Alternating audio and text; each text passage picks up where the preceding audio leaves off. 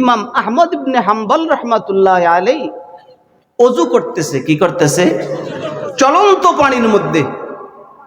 চলন্ত ড্রেন আছে না, ধরেন আপনাদের এই রিখেতের এই যে মেশিন চলতেছে, ঠিক না? এই রিখেতের ড্রেনে ওযু করতেছে। তো হুজুরের একটু আগে 10-12 হাত আগে একজন পাপিষ্ট যুবক, বদমেজাজ, গুনাহগার, সে হাত পা ধুইতেছে। তো সে হাত পা ধুইতেছে আর তাকে দেখে ইমাম আহমদ বিন হাম্বল রহমাতুল্লাহ আলাইহি ওযু করেন। তো চলন্ত পানি, স্রোতের পানি অল্প হইলেও এটা নাফাক হয় না, ঠিক না ভাই? ঠিক। মায়ে জারি এটা পবিত্র।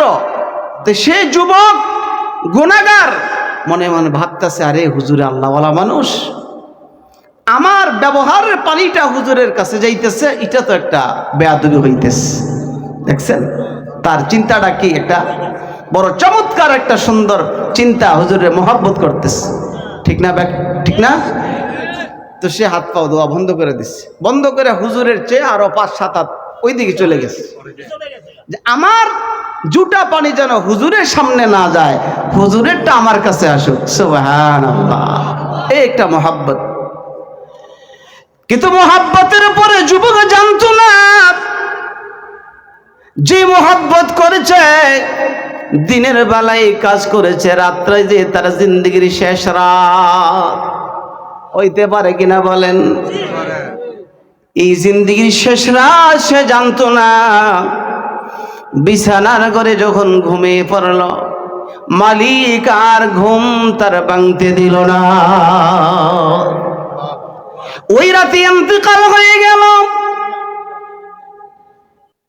ইন্তেকালের কয়েকদিন পরে তাকে এক ব্যক্তি স্বপ্নে দেখেছে। তাকে জিজ্ঞাসা করেছে, কিরে পাপিষ্ঠ, তোর কি খবর? স্বপ্ন দেখি না? স্বপ্ন কয় কারণে হয়? 3 কারণে। সূরা ইউসুফের 4 নম্বর আয়াতের মধ্যে আল্লাহ তাআলা বলেন স্বপ্ন 4 কারণে হয়। তাফসীরে গীতা 3 কারণে হয়। একটা হলো শয়তান দেখায়, আরেক স্বপ্ন হলো মানুষে যা কল্পনা করে তাই স্বপ্ন দেখে, আরেকটা কারণ হলো কল্পনাও নয়, শয়তানে নয়, আল্লাহ তাআলা মানুষকে স্বপ্নে দেখায়। সুবহানাল্লাহ, আল্লাহ তাআলা স্বপ্নে দেখায়। তো লোকটা স্বপ্নে দেখে তাকে প্রশ্ন করেছে, কি অবস্থা, কি ব্যাপার, কেমন চলতেছে কবরের জগৎ? কয়, আল্লাহ তাআলা আমাকে ওই হুজুরকে যে মোহাব্বত করেছিলাম, জিন্দেগির শেষ কর্মটা মালিকের কাছে বড় পছন্দ হয়েছে, এই জন্য আল্লাহ তাআলা আমার জিন্দেগির সব গুনাহ মাফ করে দিয়েছে। আল্লাহ বলেন ইত্তাকুল্লাহ, আল্লাহকে ভয় করো, আল্লাহকে ভয় কর, আল্লাহকে ভয় কর রে বান্দা। মালিককে ভয় করো, ভালো মানুষকে মহাব্বত করো, ঈমানওয়ালাকে মহাব্বত করো, যার কাছে গেলে পরে তোমার গায়েও তোমার গায়েও ঈমানের ঘ্রাণ চলে আসে। সুবহানাল্লাহ, ইত্তাকুল্লাহ ওয়া কুনু মা'আস সাদিকিন। এই ইমানদারকে, আল্লাহওয়ালাকে মুহাব্বতের কারণে আল্লাহ তাআলা জিন্দেগির সব গুনাহ মাফ করে দিয়েছে। তো আমার ভাইয়েরা বলতেছিলাম, নূহ পয়গম্বর সন্তানকে ডেকে বলে, বাবা ওয়ালা তাকুম মাল কাফিরিন, কাফেরদের দলের অন্তর্ভুক্ত আর হইও না, কাফেরদের দলের অন্তর্ভুক্ত হইও না। আমার কাছে গড়ি নাই, কয়টা বাজে?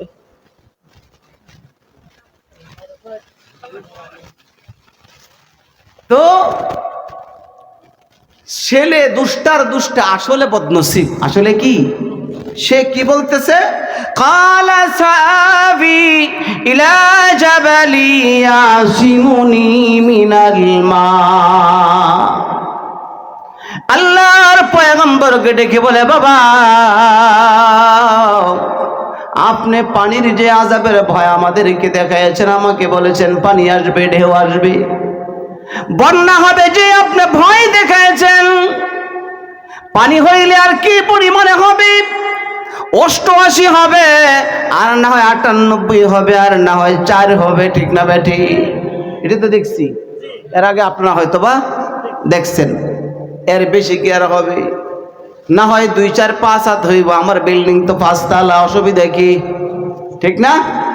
সে ডেকে বলে বাবা, কালা সাআবি ইলা জাবালি ইয়াসিমুনি মিনাল মা, এমন এক পাহাড়ে আশ্রয় নিব গো বাবারে, এমন এক পাহাড়ের চূড়ার মধ্যে চলে যাব, যেই পাহাড়ের মধ্যে চলে গেলে আপনার বন্যার পানি আমাকে তালাশ করে পাবে না। জোরে বলেন নাউজুবিল্লাহ।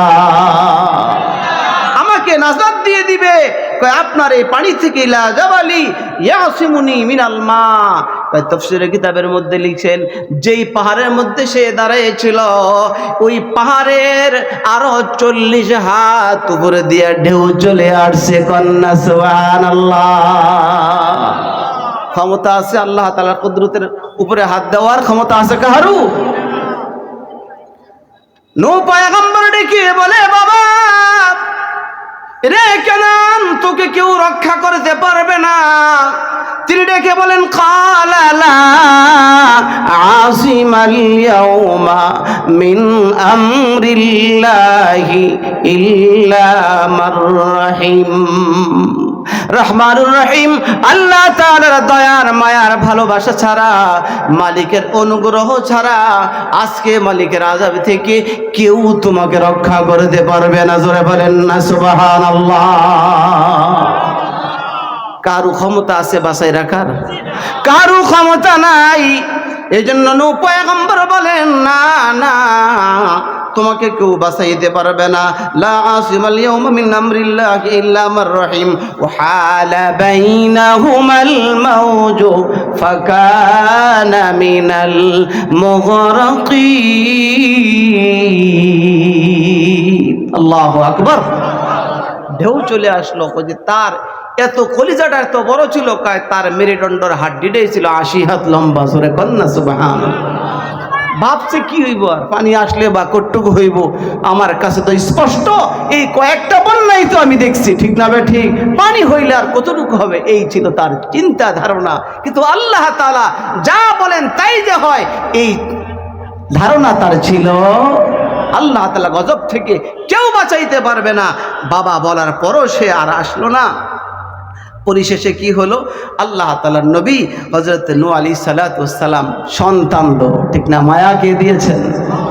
নূহ পয়গম্বর ডেকে বলে, নাদা নূহুর রাব্বাহু ফাকালা রাব্বি ইন্না ইবনি মিন আহলি ওয়া ইন্না ওয়া'দাকাল হক ওয়া আনতা আহকামুল হাকিমিন।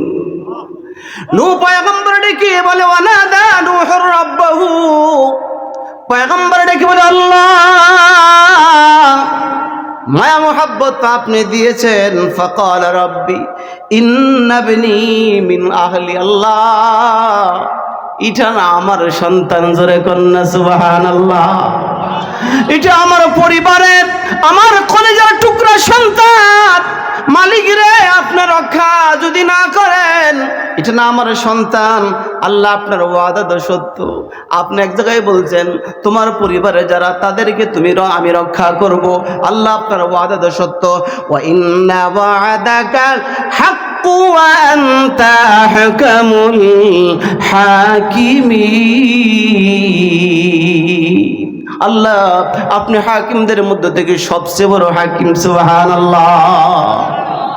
আল্লাহ কয়, তাই নাকি? আমার ওয়াদা সত্য। আমি তো বলছি তোমার আহাল যারা, এখানে আহাল সন্তানের পরিচয় হবে না, এখানে আহাল হবে ইমানের দ্বারা, ঠিক না বেঠি? আল্লাহ ডেকে বলে, কালা ইয়া নূহ ইন্নাহু লাইসা মিন আহলিক ইন্নাহু আমালুন গায়রু সালিহ ফালা তাসআলনি মা লাইসা লাকা বিহি ইলম ইন্নী আইযুকা আন তাকুনা মিনাল জাহিলিন।